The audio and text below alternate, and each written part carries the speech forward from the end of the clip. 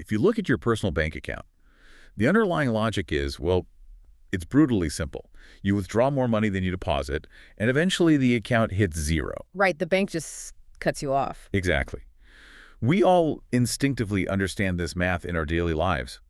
But when you zoom out and look at the ocean, which is this massive, humming economic engine, I mean, it carries 80% of all global trade and generates roughly $5 trillion a year. Which is a staggering number when you really think about it. It is. But we suddenly act like the map doesn't apply to it. We've basically treated the global ocean economy like an ATM with a literally infinite daily withdrawal limit. Which is a fundamental miscalculation because the natural reserve is finite. You can't just keep taking. Right. And this brings us to what we are digging into today. The World Economic Forum just released their June 2026 Insight Report. It's called The Regenerative Blue Economy, Pathways to Prosperity, and man, the numbers they present are just stark. Yeah, they really are. I mean, for instance, the share of overfished stocks has quadrupled since 1974. Quadrupled, that's... Wow. Yeah. And we are looking at a scenario where 70 to 90% of coral reefs could just vanish in 2 decades. Plus, coastal flood exposure could double by 2100. So the ocean economy is effectively cannibalizing its own foundation. Okay, let's unpack this, because for a long time, the big buzzword has been sustainability, right? Right, just make things sustainable. Exactly. The idea was to just make our industry sustainable. But reading through this WEF report, the central thesis is that sustainability is actually a dead end. Which sounds counterintuitive at first. It does, but they explain it so well. Saying we are managing the ocean sustainably is like looking at that draining bank account and saying, hey, good news, we are still bleeding cash, but we are doing it slightly slower now. Right, you're still going bankrupt just, a few days later. Exactly. The report argues we are way past the point of just slowing down withdrawals. We need a completely new blueprint where the global economy actually makes massive active deposits. We have to start earning compound interest on the ocean's health. And that is the exact shift they are talking about, going from just doing less harm to active restoration. But you can't rewire a $5 trillion machine without understanding how the gears actually turn. Right, you need a map. Exactly. So the researchers categorize the entire ocean economy into 3 distinct trajectories. You have your traditional sectors, your growth sectors, and the frontier sectors. Okay, so if we are diagnosing the problem, we have to look at the heaviest hitters first. The traditional sectors. I imagine this is like the legacy infrastructure we've relied on for decades. Yeah, these are the absolute behemoths. We are talking offshore oil and gas, massive commercial shipping, and wild capture fisheries. The ones employing the most people. Exactly. They employ the most people and generate the most revenue, but they also inherently carry the largest environmental footprints. So what's the plan there? We can't just shut them down tomorrow. No, absolutely not. The goal for this sector isn't immediate transformation into something pristine. It is a heavily managed transition. The priority is really about forcing these industries to internalize the environmental costs that they have historically just passed on to the public. Right, like making them pay for the mess they make. Exactly, while drastically scaling back their physical harm. Okay, so then we have the growth sectors. These are the areas expanding incredibly fast, right? Like offshore wind, coastal tourism, aquaculture. Yep, all growing exponentially. But the report also highlights wastewater treatment here, which I have to be honest, seems like an odd fit at first glance. It does seem weird, but it's actually a prime example of the problem with our current growth models. The report notes that wastewater treatment is a $348 billion market. That's a huge industry. It is. But globally, only 11% of treated wastewater is currently reused. Wait, hold on. Why is that number so low? If we are spending hundreds of billions to treat the water, why are we only reusing like a tenth of it? The mechanism comes down to legacy infrastructure design. I mean, most coastal cities built their wastewater systems as a one-way pipe straight to the sea. Oh, I see. Just dump it out once it's clean enough. Right. Pumping heavy, treated water back inland to, say, agricultural farms or industrial centers requires massive energy and entirely new piping networks. Which costs a fortune. Exactly. So it is just cheaper to treat it to a bare minimum standard and dump it into the ocean. The warning in the report is that these growth sectors are expanding rapidly, but if they don't scale up strictly within planetary boundaries, they just become the next wave of traditional extractors. That makes perfect sense. Which brings us to the third trajectory then. The frontier sectors. This is the new blueprint you mentioned. Right. The frontier is where the paradigm completely flips. We're talking about blue biotechnology, advanced ocean data systems, and most importantly, ecosystem restoration operating as an actual industry. Not just a charity project. Exactly. This is not a charity sector. Between 2010 and 2025, the enterprise value in these frontier sectors surged from $1.1 billion to $24.7 billion. Whoa. That is massive growth. It's explosive. And the mechanism here is that economic success is directly defined by natural capital replenishment. The more ecosystem you restore, the more value you actually create. Okay, to make this concrete for you listening, imagine a massive agricultural system. The traditional sectors are like the old-school factory farms spraying heavy pesticides. We just need them to stop poisoning the soil. Right, just mitigate the damage. Exactly. Then the growth sectors are like hydroponic warehouses. They are efficient, expanding fast, but they still consume a lot of resources. Yeah. But the frontier sectors, that is like an advanced permaculture food forest. The act of growing the food actually makes the topsoil richer, the water cleaner, and the surrounding ecosystem more resilient. The business model is the healing process. That's a great way to put it. But the transition from a factory farm to permaculture doesn't happen overnight. To explain how individual actors actually navigate this, the report breaks down corporate and project behavior into 3 distinct tiers of regeneration. Okay, so let's walk through those. Tier 1 is categorized as regenerative aligned. Yes. The WEF uses the Maritime and Port Authority of Singapore as the prime example here. They are targeting net zero emissions for roughly 1,600 harbor craft by 2050.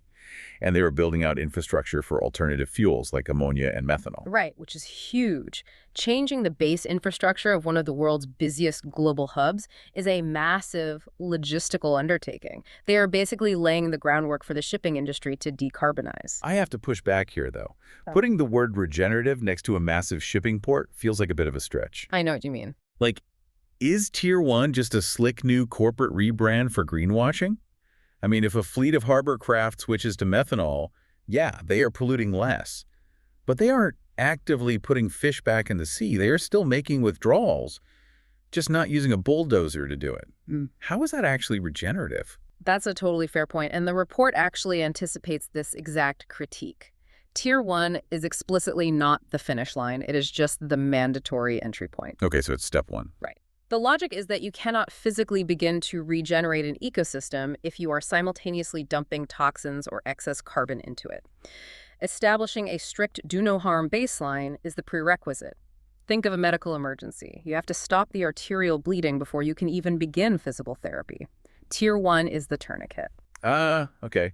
Patch the hole in the hull before you bail the water. That makes sense. Yeah. And that leads directly to Tier 2, which is regenerative operational. Exactly. This is where the core business starts generating net improvements in natural capital. So what's an example of that in the real world?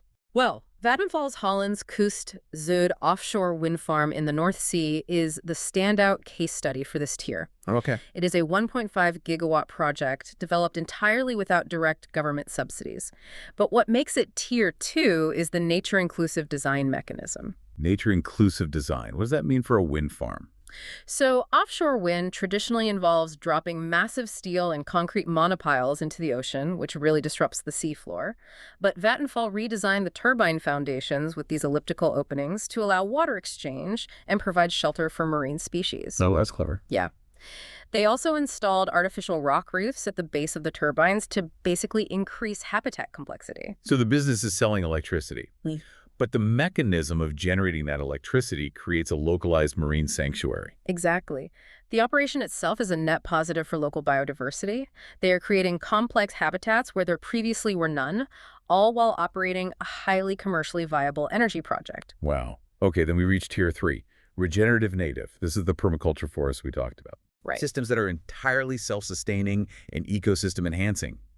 The example in the report is the Sea Ranger service in Amsterdam. Which is a fascinating project. It really is. They recruit 18 to 29-year-olds from coastal communities, specifically targeting demographics with high youth unemployment, and they train them in maritime and ecological fieldwork. Yeah, and they sail on low-emission vessels. Right. And their actual day-to-day business is planting tens of thousands of seagrass cores. Their goal is to restore 1 million hectares of ocean biodiversity by 2040. And that distinction is vital. Vattenfall is an energy company that helps the ocean on the side. The Sea Ranger service is an ocean restoration company that just happens to make money. Right, restoration is the product. Exactly. However, the report cautions that Tier 3 is still highly aspirational for the bulk of the global economy. The immediate pragmatic imperative is leveraging the massive traditional actors, the Tier 1s, and pushing them into Tier 2 operational models. I mean, that makes sense. A wind farm with elliptical foundations is fantastic. A sailing crew planting seagrass is inspiring. But if we zoom out, these are isolated pilot projects in a massive interconnected ocean. Very true. You can't just sprinkle a few wind farms and expect a $5 trillion economy to pivot. The WEF outlines 4 systemic levers that have to be pulled simultaneously to force this transition. Right, and governance is the first lever, because the historical approach to ocean management is highly fragmented. How so? While a fisheries department issues quotas, a tourism board promotes coastal development, and an energy ministry leases offshore oil tracts, and they rarely talk to each other. Yeah, that sounds like a recipe for disaster. It is. So the report advocates for something called polycentric seascape governance. Okay, jargon alert. What does polycentric seascape governance actually mean when you are standing on a beach? Fair question. It means treating a massive, ecologically connected marine area as a single, indivisible system managed by multiple overlapping authorities. Okay, do we have an example of that working? We do. The Bird's Head Seascape in Indonesia illustrates this perfectly. It covers 225,000 square kilometers of hyper-biodiverse ocean. That is massive. Huge. And over 2 decades, they didn't just impose top-down conservation zones from the capital. Local communities, regional governments, and NGOs all collaborated to map out a 52,000 square kilometer network of protected areas. Wow, so getting everyone at the same table. Exactly. And a key mechanism was formally recognizing customary tenure. Basically, the historical rights of indigenous and local people to manage their own waters. They then tied tourism entrance fees directly to conservation enforcement and local community development. Okay, so the governance lever sets the rules, but it doesn't function without the second lever, which is finance. Always comes back to the money. Always. Yeah. We know the ocean generates trillions, but the report points out that less than 1% of the ocean economy's value is actually reinvested in sustainability. Which is a terrifying gap. Yeah. And to bridge that gap, we need mechanisms like sovereign blue bonds and debt-for-nature swaps. Like Ecuador recently completed a $1.1 billion debt conversion for the Galapagos. And the scale of that transaction is historic, but the mechanics of how a debt-for-nature swap works are what really make it such a powerful tool. Yeah, walk me through the math on that. How exactly does a sovereign nation pay off international debt by protecting coral reefs? Sure. Let's say a developing coastal nation owes $1 billion to international creditors at a really high interest rate. That debt burden forces them to over-extract their natural resources just to make the interest payments. Right, they have to fish more just to pay the bank. Exactly. So in a swap, an international NGO or coalition of banks steps in and offers to buy that debt at a discount. In exchange, the nation issues a new blue bond at a much lower interest rate. So the country's debt becomes significantly cheaper to service. Yes. But the critical condition is what happens to the savings. The hundreds of millions of dollars saved by that lower interest rate are legally ring-fenced. The country is contractually obligated to spend those specific savings on their own marine conservation. Like in this case, protecting the Galapagos Marine Reserve. Oh, wow. So the creditors get paid back, the country lowers its debt burden, and the local ecosystem receives guaranteed long-term funding. Exactly. Everyone wins. That is an incredibly elegant financial instrument. But the report raises a massive red flag regarding ocean finance, doesn't it? Yeah. Even with blue bonds, the capital rarely reaches the people actually living on the coast.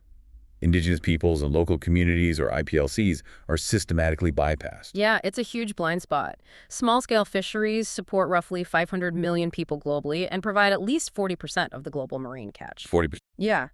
They are the frontline stewards of the ecosystem. Yet, formal finance and government subsidies consistently flow to large industrial actors. If dedicated financing windows don't channel capital directly to local communities, the entire regenerative blueprint just collapses. And that ties directly into the third lever, human capacity.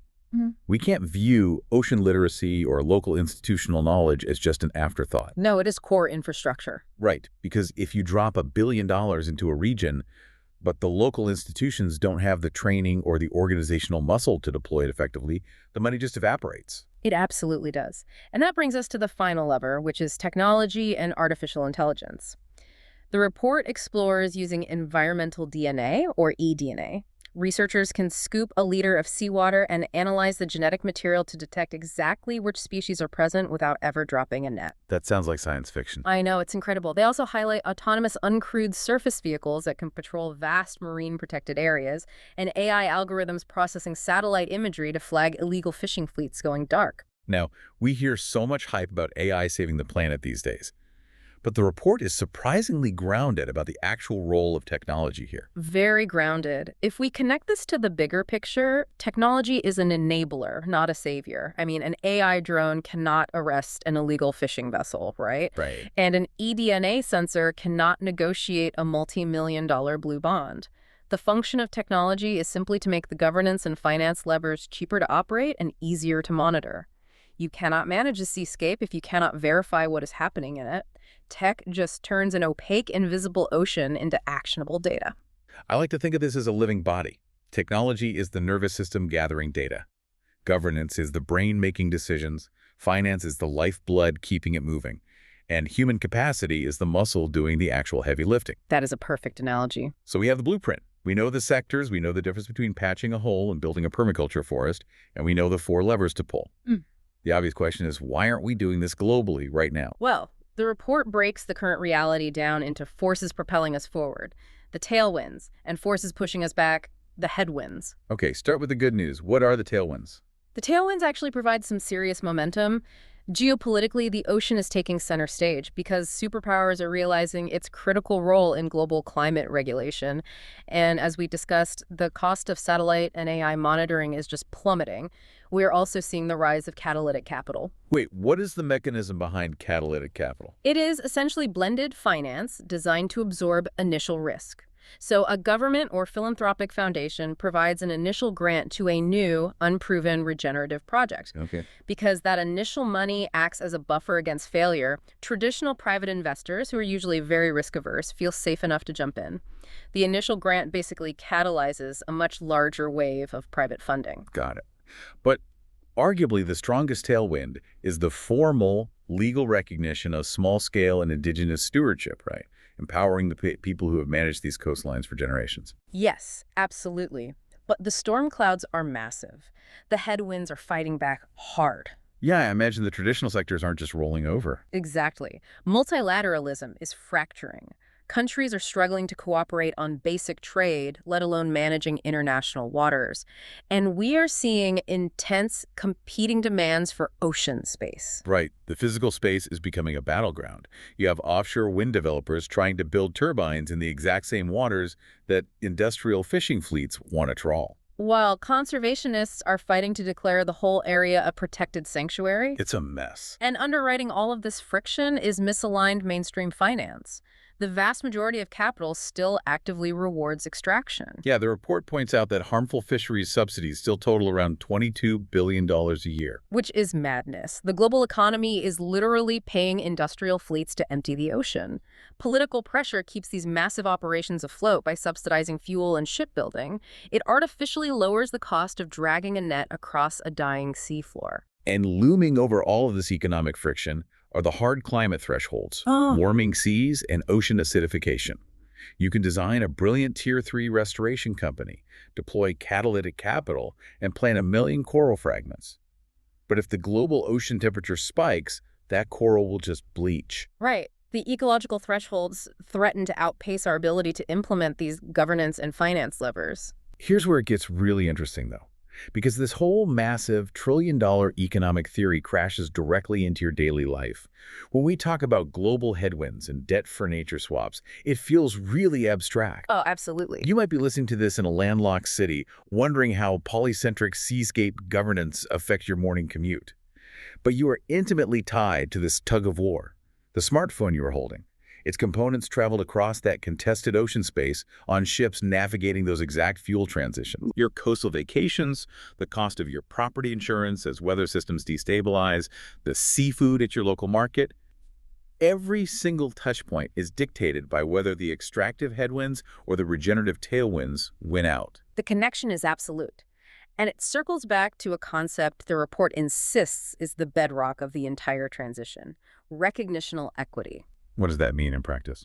It means we cannot engineer our way out of this from boardrooms in landlocked financial capitals. Acknowledging the pre-existing rights and the profound generational knowledge of coastal peoples is mandatory. Without local community-level stewardship fully embedded into those finance and governance levers, the ecosystem simply will not recover. Because the people living on the coastlines are the ones who actually see the tide changing. They're the ones whose local economies collapse first when the bank account finally hits zero. Exactly.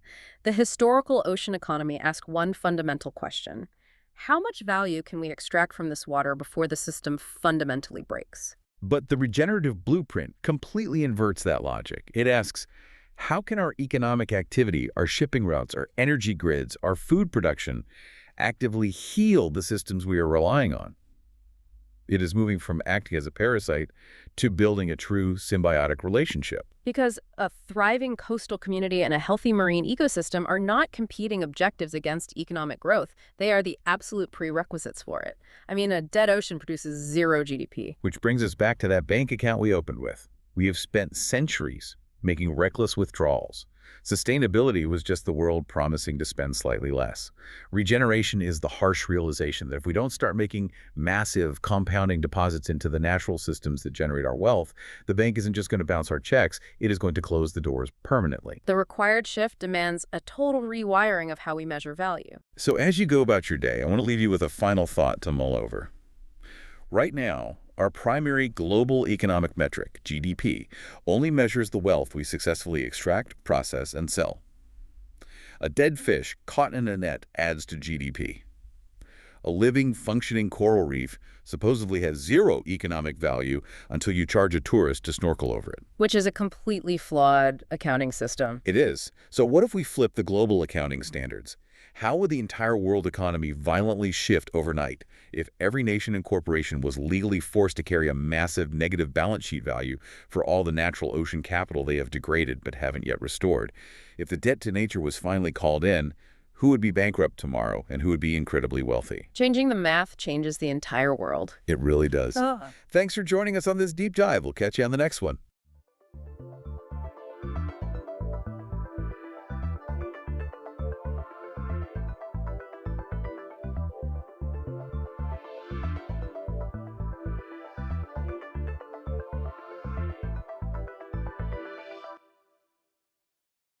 Welcome back to the Deep Dive. Today we are immersing ourselves in the mind of a man whose legacy is often wrapped in, well, velvet shadows and deep, rolling gloom: Arthur Schopenhauer. Born in 1788, yeah. He definitely earned that title, the philosopher of pessimism. He really did.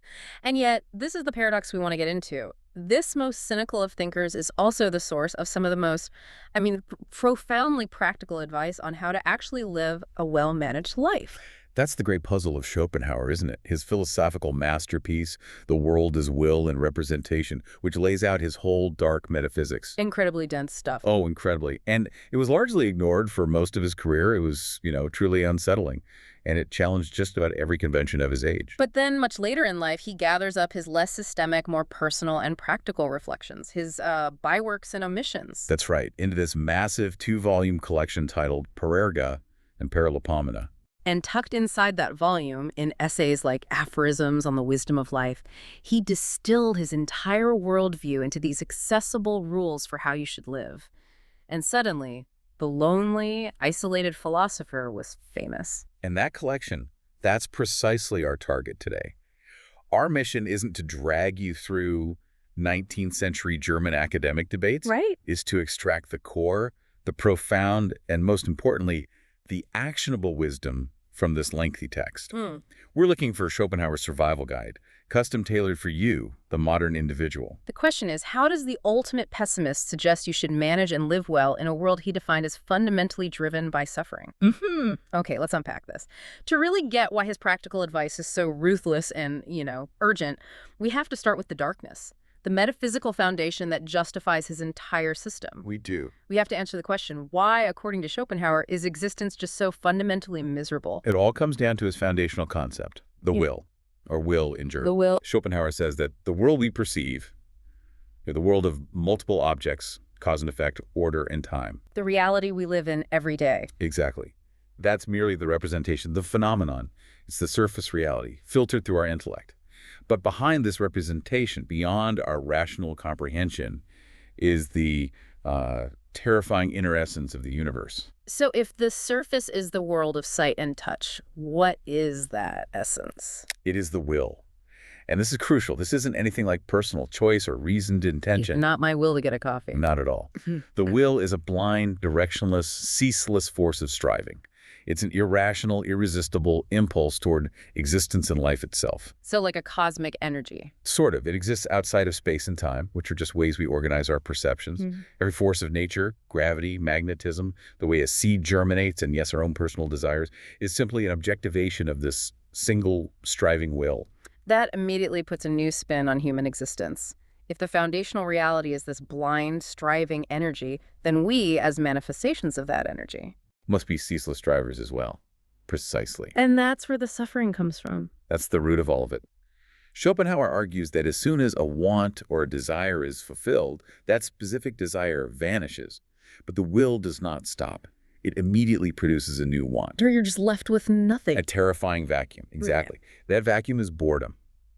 So we're caught in this perpetual pendulum swing between the anguish of unsatisfied desire on one side and the dullness of a satisfied existence on the other, which just sets the stage for new desire. So our highly developed rationality, our great minds, our culture, our intellect, they're just secondary tools, really. Right. They're forced to serve the illogical, demanding ends of this will. We can rationalize our behavior all we want, but fundamentally, we are just complex animals driven by a blind force we don't control. And that is why he's the philosopher of pessimism. That's it. Life is essentially a debt that can never be paid, because the moment one desire is satisfied, the will sends in a new creditor. Suffering is the default positive condition of existence. That happiness. Happiness is merely the negative, temporary stopping of pain. That's all.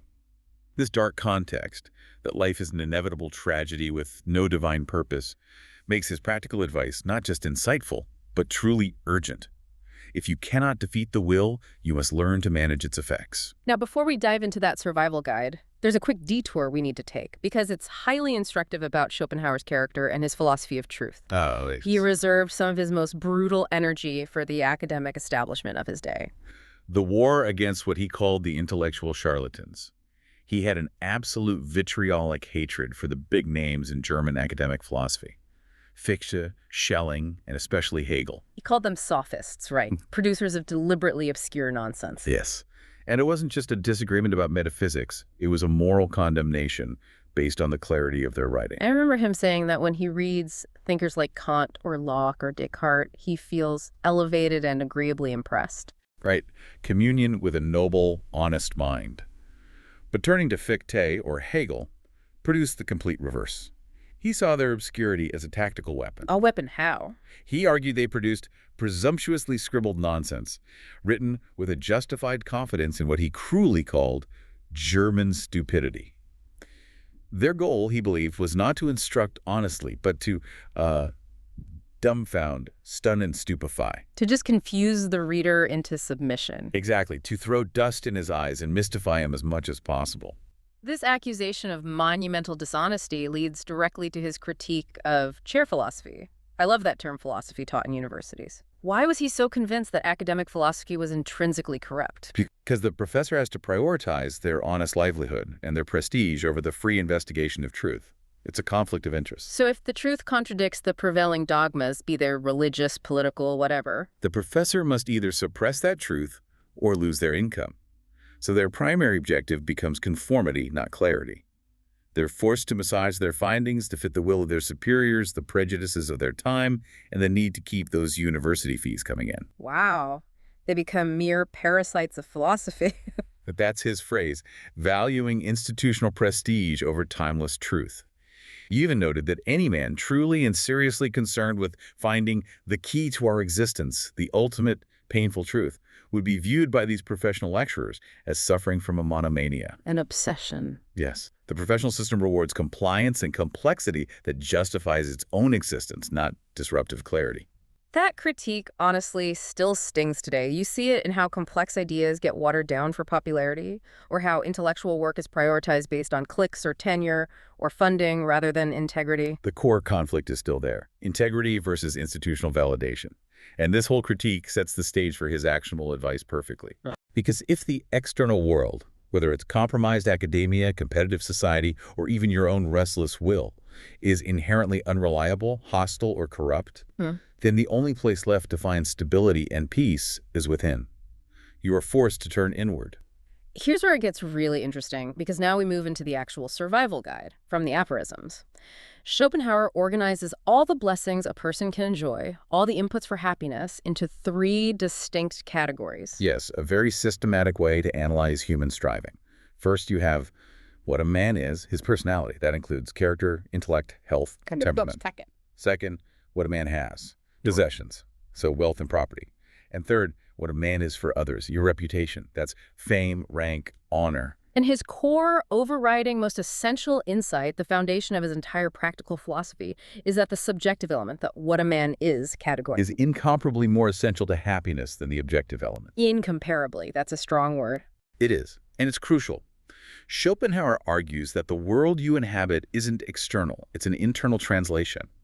The world is experienced as poor and shallow, or rich and interesting, entirely depending on the mind that's interpreting it. So you can have unlimited external goods, but if your internal life is barren, you'll still be miserable. Exactly. You are carrying your internal condition with you everywhere, filtering all experience through it. As Goethe said, the supreme fortune of mortals is their personality alone. That immediately suggests that self-cultivation, working on that internal filter, is the only rational investment you can make. And he starts with the most fundamental investment of all. Health. It is the foundational necessity. Without health, Schopenhauer claims, all external goods, possessions, status, luxury are useless. You can't enjoy wealth from a sickbed. Right. And he stresses that external sources of joy, like, I don't know, parties or travel, they diminish with old age. But the joy derived from what we have in ourselves, our cultivated mind, our good temperament, that lasts the longest. But what happens when that internal self is neglected? That leads us straight into one of his most powerful concepts. Boredom. Yes. Yes. Schopenhauer is maybe the first philosopher to fully integrate boredom into a system of ethics. What did you call it? He calls internal poverty, the lack of intellect or inner resources, a state he labeled fastidio sui, Which means? literally disgust or monotony with one's own nature. That's powerful. The realization that you are bored not by the world, but by yourself. Exactly. And this internal emptiness drives people to desperate external solutions. They try to use external wealth and constant activity to compensate for that lack. They run after sensual pleasures, dissipation, or restless, pointless travel. They're trying to use the world to fix what is fundamentally an internal problem. A vain attempt. Yeah. Think of the modern compulsion to always have a screen, always seek external stimulation, always be scrolling. It's a flight from the self, driven by fastidio sui. So the wealthy man with no inner life is compelled to spend his money seeking stimulation. But he only finds the stimulation shallow because he has no inner reservoir to reflect upon it. And that's why he identifies gambling as a particularly degrading vice. It uses the high artificial stakes of money to rouse the will into an illusion of activity when there's no intellectual or moral purpose there to engage it. It's a tragic attempt to substitute anxiety for inner fulfillment. Mm-hmm. This brings us to Schopenhauer's definitive and extremely cynical aphorism on happiness, which redefines the entire goal of existence. It does. The first rule of all wisdom of life is a radical rejection of the common pursuit of pleasure. True earthly happiness, according to him, is defined solely as the state of painlessness plus the absence of boredom. And everything else. Everything else we commonly call happiness is a chimera, a delusion. This requires us to flip our modern pursuit of peak happiness on its head. Most people organize their lives around maximizing positive experiences. And Schopenhauer says we should organize our lives around minimizing suffering. He argues that pleasure is essentially negative and illusory, while pain and evil are positive and real. How does he figure that? Well, think about it. Pain, want, suffering, these are things we feel directly and immediately. Pleasure, on the other hand, is usually just the cessation of a previous want or pain. When you feel relief, that release is the absence of a negative. It is not a positive force in itself. But isn't that just an argument for apathy? If I achieve painlessness and avoid boredom, am I not just functionally inert or maybe depressed? That's a fair challenge, but Schopenhauer would say inertia is impossible because of the will. The goal isn't inertia, it's tranquility. Ah. They're seeking a quiet mind and a stable body, which allows your intellectual pursuits, if you have them, to flourish. The actionable instruction derived from this definition is simple. Never pursue pleasures at the price or risk of pain or suffering. So, avoiding severe debt is a wiser move than chasing a risky, high-return investment. Taking a stable, boring job is wiser than gambling on a high-stress venture that could lead to burnout or ruin. That is exactly the calculation. You have made a net gain when you sacrifice potential pleasures in order to avoid pain, because pain is the real positive factor. So the wise person isn't the pleasure seeker. No, the man who takes a gloomy view and organizes his life like procuring for himself a small fireproof room in a burning world, that man is far less mistaken than the pleasure seeker who exposes himself to risks for temporary highs. This is a powerful counter-narrative to modern hustle culture, which often requires us to actively seek anxiety, stress, and risk under the guise of optimization or growth. He says, prioritize stability over striving. And this framework dictates what the truly well-endowed individual, the one with high intellect and inner resources, needs most of all. Which is? The negative gift of leisure. Leisure is not just free time, is it? It's necessary space. Absolutely. For the intellectual person, leisure is the most vital necessity. It is the blank canvas required to cultivate internal faculties and complete their life's work. Schopenhauer got this space through moderation and thrift, the conscious refusal to enter the striving economy that compromises the mind. The goal isn't just to be comfortable, it's to fully develop one's abilities. That's the only real measure of subjective happiness for the gifted person. The ability to complete one's work, to build a cohesive life, ever more complete, like a slowly maturing work of art. But he observes that for those who lack this inner world, leisure is dangerous. They find their own company unbearable. So they have to invent external activity. Right. And this is the root of the restless, pointless mania for travel, the constant need for stimulation, or the compulsion to join every social club. They confuse activity with purpose. So if the intellectual life is the goal, the next logical question is how to protect that life from the inevitable corrosion of society. This takes us to Section 3, the wisdom of others. If your inner world is paramount, how do you navigate the fundamentally annoying, demanding, and mediocre outer world? Schopenhauer's advice here is blunt. Society is intrinsically fraught with peril. All association requires mutual accommodation, which means dulling your sharp edges and compromising your standards. Which makes society, to a keen mind, insipid. Exactly. And if society is insipid, the logical retreat is solitude. Everyone can be entirely himself only so long as he's alone, and therefore whoever does not like loneliness does not like freedom. That's a strong statement. And for the person of superior mind, this choice often boils down to a stark binary, Right. loneliness or vulgarity. To frequently associate with the majority forces the eminent person to shrivel up and even alter our shape to fit the narrow-minded crowd. Deep conversation is actively hated in ordinary company. Because it exposes the superficiality of the others. Yes. But wait, is this realistic advice for a modern listener? Most of us are forced into workplaces, families, social structures. Is he just advocating for becoming a hermit? I think he'd say that participation must be minimal and strategic. The gregariousness of mankind, he suggests, comes from the monotony of their own nature. He says all foolishness suffers from disgust with oneself. So people gather because they can't stand to be alone with themselves. They need to gather to feel like they are anything at all. The intelligent person, conversely, carries a small orchestra in himself and doesn't need the noise of the crowd. So the lesson is, treat association as a necessary evil, not as a source of fulfillment. That reframes the value of the third category, what a man is for others, reputation, rank, fame.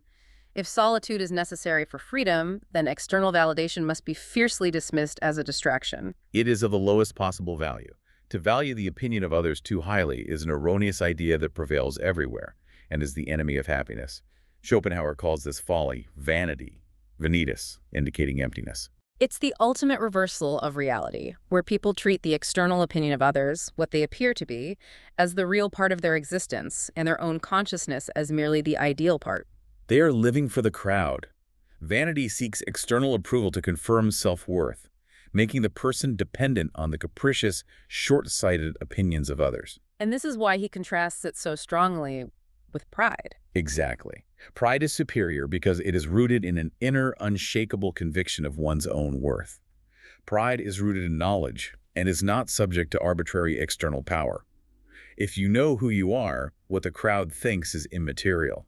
This distinction is crucial in the age of social media, where vanity is optimized and rewarded with metrics like likes and views. Schopenhauer is warning that if you live by the metrics, you will die by them. And this applies directly to his harsh assessment of concepts like honor and insults. He dismisses the strange, barbarous, and ridiculous code of honor, the code that fueled dueling and chivalry, as a mechanism designed purely to extort respect through physical threat. But the real insight there is psychological. How does an insult actually work? Schopenhauer reveals that a reproach or an insult can only hurt you to the extent that it hits the mark. If you truly know you do not deserve the insult, if you possess genuine pride, it has no power over you and can be treated with contempt. So the reason people react violently to insults or feel compelled to defend their honor publicly is often because the insult touched upon a genuine underlying insecurity they have. Precisely. True self-esteem makes a man indifferent to public criticism. The code of honor compels a man to show a sensitivity he doesn't actually possess, thereby giving validity to the attacker. So if someone calls you a fool and you engage in a duel, you've just proved that the accusation of folly wounded you, and thus you have validated it. The wisest move is silence. Beyond insults, he provides very specific, almost ruthlessly pragmatic rules for managing everyday interaction with the common majority. These focus entirely on maintaining distance and leverage. The first is caution against revealing too much, which he frames using an analogy from mathematics. The algebra of other people's affairs. I love that. Most people, spurred by an enthusiasm of curiosity, are experts at solving complicated personal problems. Gossip with minimal data. They need only a single given quantity to extrapolate the entire equation. So the rule is simple. Be careful not to give them even one. Do not share your plans, your vulnerabilities, or the details of your private life, because human curiosity will inevitably work against you. Treat your personal data like state secrets. And then there is the startling advice on generosity and social leverage, which feels very much drawn from his pessimistic view of human nature. He observes a brutal truth. We shall not readily lose a friend by proud or careless behavior, but often by showing too much friendliness and courtesy. Why? That seems so counterintuitive. Because excessive kindness makes others arrogant and unbearable. When you are overly friendly or obliging, you signal a need for their company, and that is leverage they can't handle. So the thought that we stand in need of men is positively too much for them. Exactly. They mistake your courtesy for desperation or weakness and immediately become insolent, demanding, and often actively hostile because they feel superior. You must maintain a certain distance to ensure mutual respect. This dynamic extends to financial matters with his famous rule about loans. Do not lose a friend by refusing a loan, but one may very easily do so if we grant him one. The moment you grant a loan, the relationship fundamentally changes. You become the creditor, they become the debtor. And if they cannot repay, they actively avoid you to suppress the shame, guilt, or obligation, thus destroying the relationship far more effectively than a simple refusal would have. So Schopenhauer's survival guide is unequivocally designed for a prudent individual operating under the assumption that the world is difficult, self-centered, and often actively hostile. The goal is to maximize your internal peace by strategically managing your external exposure. Moving on to the final category, we have to deal with the forces beyond our control, fate and time. This is where he attempts to make peace with the necessity of the tragic. This section goes truly transcendent. It does. In his essay Transcendent Speculation on the Apparent Deliberateness and the Fate of the Individual, he raises a concept that feels almost religious in its scope. Which is? That the course of an individual's life, however chaotic and confused it may appear while we are living it, is in fact a complete whole in harmony with itself and having a definite tendency and didactic meaning, as profoundly conceived as is the finest epic. So from the outside, my life looks like a series of random events, mistakes, and successes.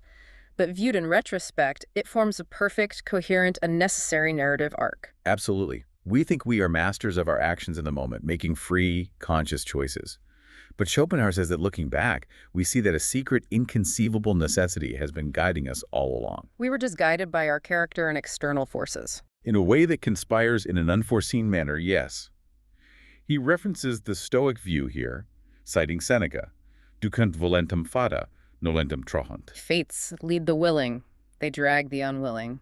Whether you willingly consent to the course of your life or struggle against it, necessity prevails.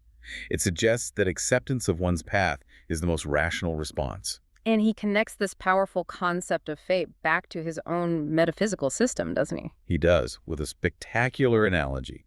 He asks us to imagine that, just as everyone is the secret theatrical manager of his dreams, so too by analogy, that fate that controls the actual course of our lives ultimately comes in some way from the will. So it's our own will, but operating from a region that lies far beyond our conscious mind. Yes.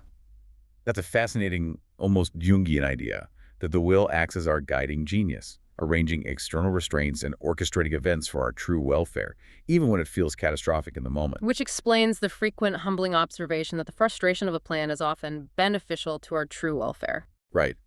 Our conscious, empirical will is focused on momentary, often short-sighted aims. But the transcendent will, the deeper, systematic manager, arranges events so that they conspire to the ultimate end. Can you give us a modern example of this secret theatrical manager at work? Certainly. Imagine you are desperately striving for a promotion, investing all your time and energy, but you are repeatedly rejected. Consciously, you are devastated. You feel the pain of failure. Of course. But the guiding genius may have been arranging things so that you are forced to leave that city or forced to start your own venture, which ultimately frees you from the corporate will and allows your higher intellectual life to flourish. The will, in its unconscious totality, guided you out of 1,000 devious, distracting tracks and into the one right path for your specific character. This realization that necessity is often beneficial ties directly into his powerful practical advice on managing time, which he frames in terms of financial prudence. He calls it time's usury. This is immensely relevant today. Time's usury means attempting to force the future to grant in advance. If you borrow money to take a long, expensive journey instead of waiting a year to save, Or if you rush a project instead of building a proper foundation. you are forcing time, and you must then pay usurious interest in the form of an accelerating, permanent, and growing deficit of time and effort. This is the essence of modern consumer debt, isn't it? We borrow a lifestyle we haven't yet earned, and the interest on that debt compounds, creating a permanent, stressed-out deficit. Absolutely. Schopenhauer warns that the victims of this usury are all those who cannot wait. They prioritize the momentary gratification of the empirical will over the long-term, systematic peace required by the prudent individual, So prudence requires radical patience. and a deep recognition of the limits of necessity. And finally, he provides one of his most strangely ominous yet highly practical rules for ensuring stability in a hostile universe. Sacrifice to evil spirits. What on earth does that mean? It's a remarkable piece of advice, drawing on ancient, superstitious prudence. It means proactively spending time, trouble, or money, like an insurance premium, to shut the door on the possibility of a catastrophe. It's risk management elevated to a metaphysical principle. You are paying tribute to the inherent malevolence of the will to keep it at bay. Precisely. This is especially true when the misfortune is great, even if the possibility of it occurring is statistically small or remote. Why do we buy comprehensive insurance? It is an expense that feels wholly unnecessary until the moment it is critically needed. It's a sacrifice. A sacrifice publicly made by all on the altar of evil spirits to ensure painlessness. This is the hallmark of the prudent person operating in a world where evil is positive and real, not merely the absence of good. So you invest heavily in the best locks, you buy flood insurance even if you're on a hill, you rigorously back up your data even if it seems tedious. You are proactively managing the inevitability of the will's malice.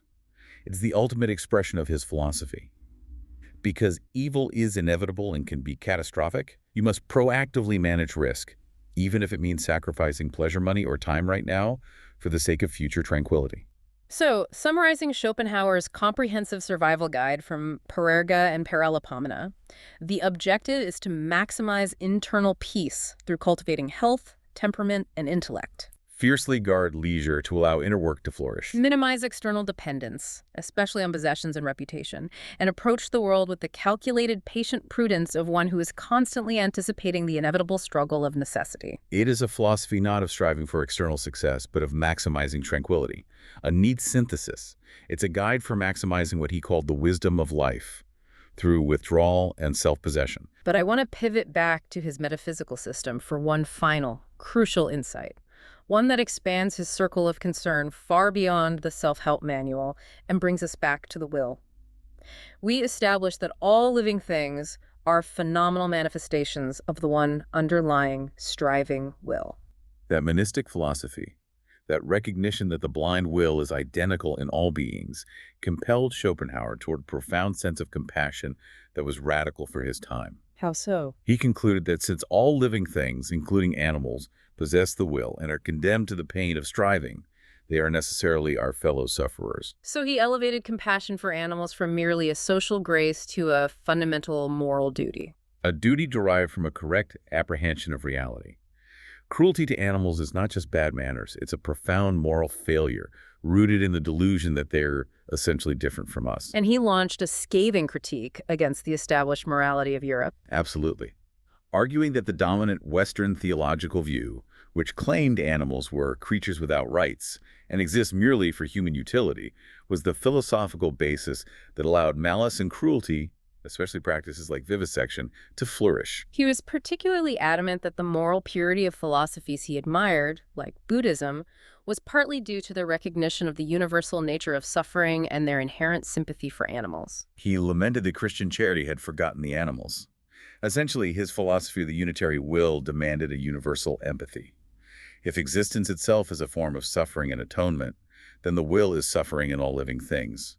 Our ethical duty extends far beyond humanity to all creatures who manifest that shared, tragic struggle. So his wisdom, which requires such intense withdrawal and focus on internal peace, paradoxically compels the broadest possible moral circle. The management of your own will requires recognition of the will in others. Absolutely. Schopenhauer's wisdom is not just a guide for personal management. It's a call to recognize that the tragic, striving existence we seek to manage is a universal condition. The quiet peace we achieve is temporary, but the suffering of the will is eternal and everywhere. That raises a final provocative thought for us to consider, drawn directly from his work.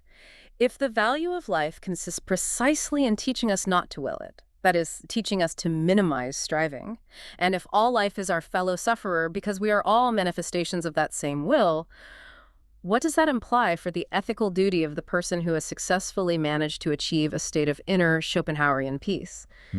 Does that hard-won tranquility compel a return to the world to alleviate the suffering of the will in others, whether human or animal, even if that act risks one's cherished solitude and mental quietude? A truly profound and challenging ethical dilemma, forcing the quiet self back into the painful world. Indeed, a deeply thoughtful and highly applicable deep dive into the practical pessimism of Schopenhauer's Parerga and Paralipomena. Thank you for guiding us through the shadows today. It was my pleasure. And thank you for listening to The Deep Dive. We'll see you next time.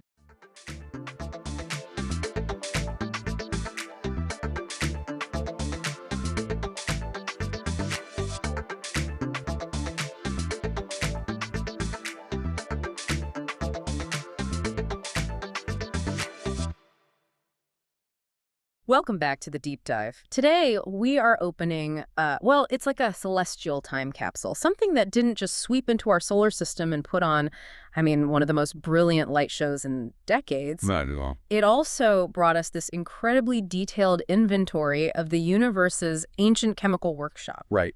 We're talking about a cosmic visitor that served up a truly surprising souvenir, a stellar sip of ethanol and, a sprinkle of sugar. It's an amazing story. We're doing a deep dive into Comet C2014 Q2, which, everyone just calls Comet Lovejoy. And this isn't just about a fuzzy dot in the sky. No. This is about a pristine traveler from the absolute coldest, outermost edges of our solar neighborhood. And in doing that, it delivered this unprecedented wealth of data about the raw building blocks of chemistry and maybe even life itself. So our mission today is really to unpack that whole epic story. We need to cover its, 11,000-year journey? At least on the way in. Right, on the way in. And the moment it went from this faint little smudge to a spectacle you could see with your own eyes. And critically, why its chemical signature, this list of 21 different organic molecules, including alcohol and sugar, why that was such a monumental, almost revolutionary discovery. Well, the big picture here is all about our chemical origins. C2014 Q2 came from the Oort cloud. And for anyone who isn't familiar, the Oort cloud is this, it's just this vast, spherical, incredibly distant shell of icy debris surrounding our solar system. We're talking way, way out there. Oh, thousands of times farther than Pluto. And because Lovejoy's orbit is measured in millennia, it means the material that makes up that comet has been locked in a deep freeze. It's perfectly preserved, chemically unchanged, since the solar system first formed 4.6 billion years ago. It's basically the oldest, coldest sample of raw ingredients we can get our hands on. Exactly. Without launching some multi-billion-dollar sample return mission, this is the best look we can get. Okay, so let's unpack this incredible journey. And I think we have to start with the human element. You'd think that comets today are only found by, these automated billion-dollar sky surveys. Right, that's the common assumption. But the story of C2014 Q2 is just this wonderful reminder of the power of skilled, dedicated amateur astronomy. Absolutely. The story officially begins on August 17th, 2014. And the person who spotted it was Terry Lovejoy, an accomplished amateur astronomer from Australia. And this wasn't his first rodeo, so to speak. Not at all. This was actually his fifth comet discovery. He's something of a modern legend in the community.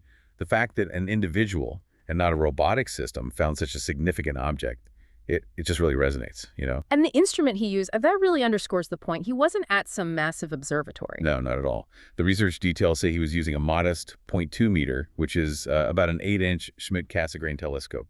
So relatively speaking, that's an accessible piece of gear. Completely. It shows that dedication and just really knowing your patch of sky are just as important as the size of your telescope. It must have been incredibly faint when he first saw it. Oh, unbelievably faint. It was a 15th magnitude object.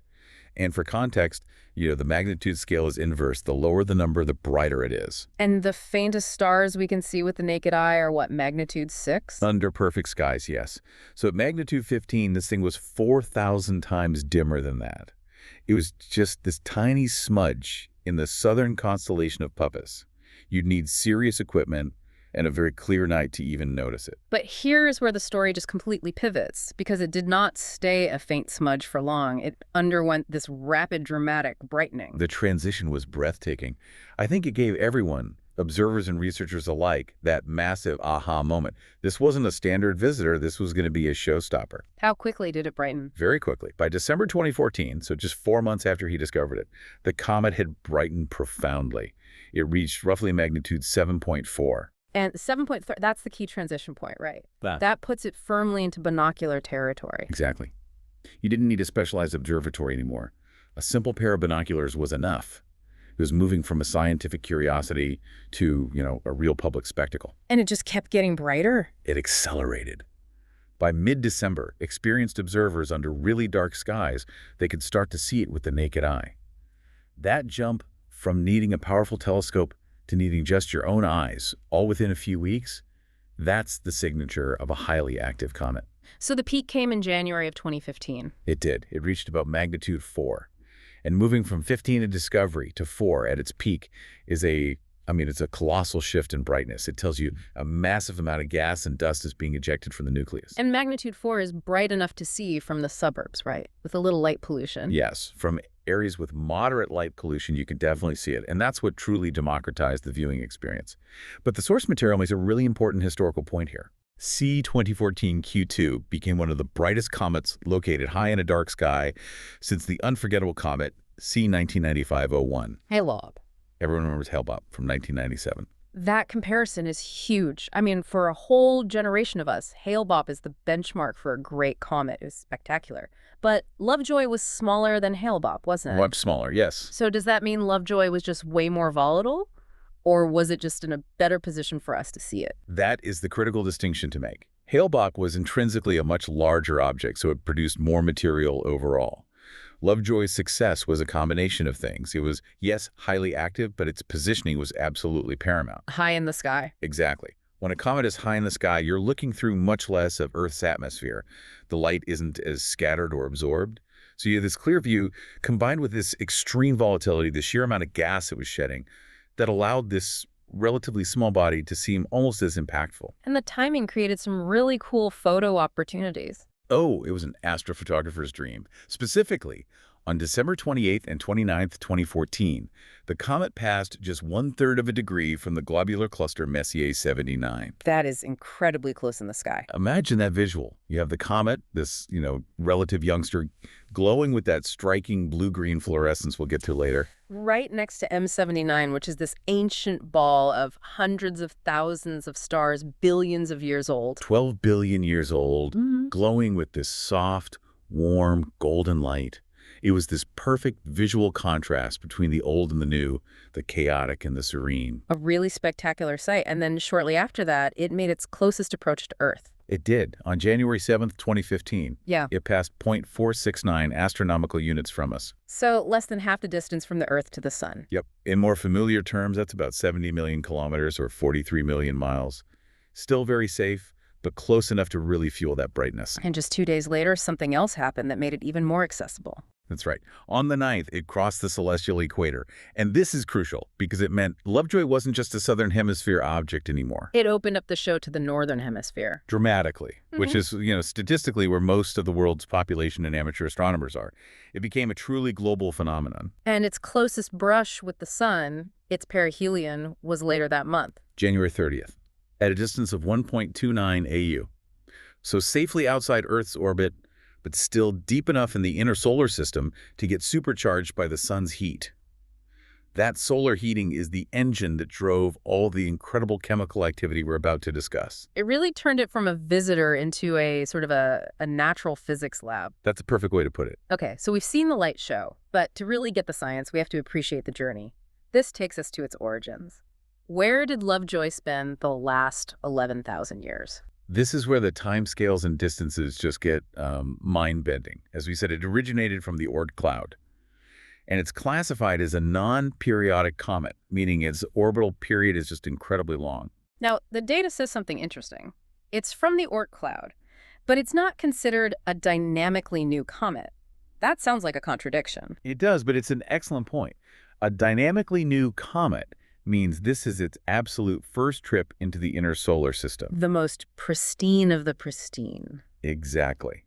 By classifying Lovejoy as not dynamically new, what researchers mean is that its orbit suggests it has likely made one, or maybe a few, previous trips through the planetary region thousands and thousands of years ago. So it's been lightly baked by the sun before? In a sense, yes. The very top layer of its most volatile ices might have been stripped away on a previous pass, and that makes the discovery of these complex, fragile organic molecules now even more surprising. Why more surprising? Because it suggests these chemicals were preserved much deeper inside the comet's core than we might have expected. They survived that previous heating event. Okay, so what about the physical size of this thing? How big was the actual nucleus? The core itself was surprisingly modest, especially given the show it put on. The nucleus, the solid, icy part, had an estimated radius of just 6.0 kilometers. So 3.7 miles. We're talking about an object the size of a medium city. That's right. A small, icy mountain that created a spectacle visible across half the planet. And it was spinning pretty quickly. What was its rotation period? It was measured completing a rotation once every 17.89 hours. That relatively quick spin ensures that all sides of the nucleus get regular exposure to the sun. Which probably contributed to that consistent high rate of outgassing. Almost certainly. It prevented one side from getting all the heat and created a more stable, sustained release of material. Now, for the orbit itself, the numbers here are just staggering. The research details its inbound orbit before it got yanked around by the planets. What was that like? So before its most recent approach, C-2014 Q2 had an orbital period of about 11,000 years. 11,000 years. I mean, 11,000 years ago, we were living through the end of the last ice age. Agriculture was just getting started. It's an almost incomprehensible amount of time. And its farthest point from the sun, its aphelion, was calculated at about 995 AU. 995 AU, let's just pause on that. 1 AU is the Earth-Sun distance. This thing was traveling almost 1,000 times farther out than we are. It's deep, deep into the Oort cloud. Well beyond even the most distant dwarf planets we know of. It represents the vast, unlit attic of the solar system. And that huge journey culminated when it reached perihelion in January 2015. But the really critical part is what happened to its orbit on the way out. The gravity of our solar system fundamentally changed its future. The change is dramatic. After leaving the planetary region, its orbital period will decrease significantly. It drops from that 11,000-year cycle all the way down to about 8,000 years. It shaved 3,000 years off its orbit, 3 millennia. How does that even happen? What's the mechanism? It's the direct result of the gravitational influence of the giant planets. Yeah. Jupiter, Saturn, Uranus, Neptune. They acted like a collective gravitational slingshot. The research even provides a key data point. It's Jupiter MOII. Moido. Okay, let's break that down. Minimum orbit intersection distance. Exactly. It tells us the closest possible distance between the orbit of a comet and the orbit of Jupiter. In this case, it was 3.811 AU. So it never got close enough to Jupiter to be in any danger. Not at all. But 3.8 AU is close enough for Jupiter's massive gravity to give it a sustained, gentle gravitational tap, just enough to alter its trajectory, shave off those 3 millennia, and reduce its aphelion from about 995 AU down to 800 AU. So even millions of miles away, Jupiter's pull was strong enough to completely restructure its future path. It's a perfect illustration of celestial mechanics. It is, and it shows that every one of these comets is intrinsically linked to and remodeled by our planets every time they visit. Which sets the stage perfectly for the main event, the cosmic kitchen. The sun provided the heat, but what incredible ancient ingredients did this ice ball cook up and share with us? This is truly the revolutionary part of the discovery. When powerful telescopes looked at the gas spewing from the nucleus, they found an absolute gold mine. The comet was releasing an inventory of 21 different organic molecules in gas form. 21! That's a huge chemical signature, way beyond the usual suspects like water and carbon dioxide. Oh, it's a very diverse mix. A lot of nitriles, complex hydrocarbons, molecules that need serious energy and very specific conditions to form, usually in the extreme cold of interstellar clouds before our solar system even existed. And among those 21, 2 particular findings just grabbed all the headlines. They absolutely did. The inventory included ethanol, which is ethyl alcohol, the kind in beverages, and glycolaldehyde, which is a simple sugar. Which is why the researchers joked they caught Comet Lovejoy giving away alcohol. You can't blame them. But the science here is profound. Finding glycolaldehyde, that simple sugar, why was that so important for understanding prebiotic chemistry? Well, glycolaldehyde is incredibly important because it's structurally related to ribose. And ribose is the sugar component of RNA, which is, crucial for genetic function in all known life. So finding this stuff, preserved in an ancient comet, is direct confirmation that these precursor molecules for the RNA world were already present and available in the early solar system. Exactly. Lovejoy wasn't making these molecules. It was just releasing them from cold storage. It strengthens this whole idea that comets acted as chemical delivery trucks, potentially seeding the early Earth with the complex organic ingredients needed for biochemistry to get started. It suggests the building blocks for life aren't some rare exotic thing. Precisely. It suggests that this kind of chemical complexity is the rule in the cosmos, not the exception. Let's talk about the sheer scale of this outgassing. The rate at which it was shedding material was just immense. It was. For the non-water stuff, the rate was about 5 times 10 to the 29 molecules per second. But the real staggering number is the water. At perihelion, its water production rate exceeded 20 metric tons per second. 20 metric tons every single second. That's like the weight of an empty city bus being boiled off the nucleus and shot into space every second. It gives you a sense of the dynamism of this tiny object. It wasn't a passive rock. It was a boiling, effervescing chemical factory. And that high production rate actually had a physical effect on the comet's atmosphere, the coma. It did. The research shows that this high rate of gas production caused the density of ionized water vapor to be effectively constant throughout its inner coma. The coma was just saturated with water ions. And what does a constant density tell researchers? It tells them the water was being injected so fast and so consistently that the solar wind couldn't just sweep it away. It created a stable environment that made it possible to detect the fainter signals from the more complex molecules, like the ethanol and the sugar. Okay, before we wrap up, we have to talk about the color. All the pictures show that intense, almost ethereal blue-green glow.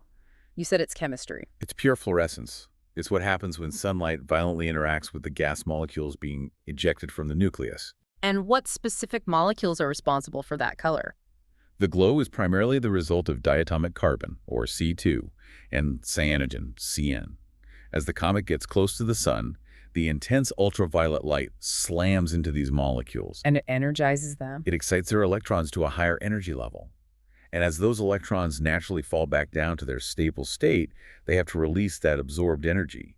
They do it by emitting light at very specific wavelengths, which, for C2, happens to be that signature blue-green color. So we were literally seeing the comet's chemical signature painted across the sky. Beautifully put, yes. So Lovejoy was really the best of both worlds, a visually stunning object for the public and an incredibly rich data set for scientists that changed how we view the survival of prebiotic materials. So let's bring it all together. What is the enduring meaning of Comet C2014-Q2? I think it served as a dual milestone. Aesthetically, it set a benchmark. It was the brightest comet high in a dark sky since Hale-Bopp. But scientifically, it achieved something far more lasting. It confirmed the deep connection between these long-period comets from the Oort cloud and the necessary precursor molecules for life. It's empirical proof that the fundamental building blocks, alcohol, sugar, they weren't exotic ingredients unique to Earth. They are commonplace, preserved materials just locked away in cold storage. Exactly. This tiny 6-kilometer nucleus, traveling on an 11,000-year path, delivered material that helps us map the chemical landscape of the early solar system. The journey and the payload are both equally remarkable. From a faint smudge seen through a backyard telescope in Australia to a global spectacle boiling off 20 metric tons of water a second and releasing 21 different types of organic molecules. A perfect example of how the simplest observations can lead to the deepest insights. And this leads us to our final provocative thought for you, the listener, to think about. If these complex organic molecules, the alcohol, the sugar, were preserved so effectively for billions of years out there, and if C2014-Q2 was just one object whose trajectory happened to bring it our way, Just one of countless others. what more might we discover about the chemical origins of the solar system from the hundreds of thousands of other comets still lurking out there in the Oort cloud, just waiting for their own multi-millennial swing past the sun? Lovejoy was just a scout. The chemical inventory of the Oort cloud is likely far richer than we can even imagine. A truly mind-bending scale of time and chemistry to contemplate. We'll leave you with that massive question and the idea that the universe might just be pre-stocked with the ingredients for life. Until the next deep dive.